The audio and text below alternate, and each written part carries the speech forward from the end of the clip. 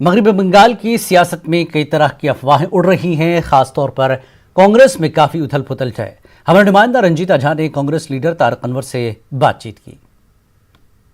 पश्चिम बंगाल में विधानसभा चुनाव से पहले जो बवाल मचा है उसमें दो बड़े नेताओं का नाम सामने है। कांग्रेस के वरिष्ठ नेता आनंद शर्मा, जिन्होंने साफ तौर पर निशाना साधा है कि पश्चिम बंगाल में आईएसएफ के साथ गठबंधन करना कांग्रेस की मूल भावना के खिलाफ है। वहीं उनका पलटवार करते हुए प्रदेश अध्यक्ष अधीर रंजन चौधरी ने उन पर ट्विटर वॉर किया है। इन तमाम बातों पर हमारे साथ बातचीत करने के लिए कांग्रेस के महासचिव तारिक अनवर हैं। सर, किस तरह से इस पूरे ट्विटर वॉर को देखते हैं? अमूमन ये ट्विटर वॉर दो पार्टियों में होता है, लेकिन इस बार दोनों ही नेता, कांग्रेस के बड़े नेताओं में जिनकी गिनती होती है, दोनों आमने सामने हैं। देखिए, हम तो चाहेंगे कि इस तरह का ट्विटर वॉर हो या किसी तरह से भी मीडिया में, प्रेस में सार्वजनिक रूप से पार्टी के बारे में या पार्टी के पॉलिसी या नीति के बारे में किसी को भी अवॉइड करना चाहिए।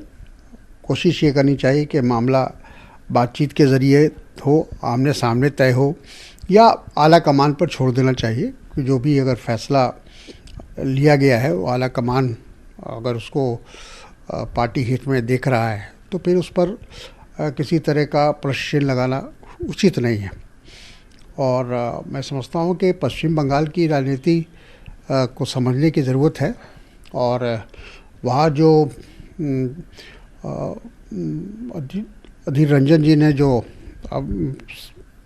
उनका साथ लिया है, जो सेकुलर फ्रंट बना है वहाँ, उसमें तो मैं समझता हूँ किसी का धार्मिक होना इसका ये हरगिज़ मतलब नहीं है कि वो कॉम्युनल है या सांप्रदायिक है।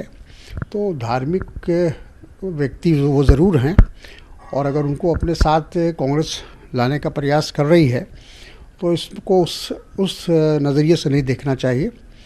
और अच्छी बात यह है कि ऐसे तमाम लोग जो भारतीय जनता पार्टी के ख़िलाफ़ हैं और उनको सबको एक साथ लाया जाए। तो अधीर रंजन जी ने जो कदम उठाया है वो जाहिर है कि वहाँ की राजनीतिक परिस्थिति को देखते हुए किया है। कैमरा पर्सन सत्यप्रकाश के साथ रंजीता झा, न्यूज़ 18 नेटवर्क।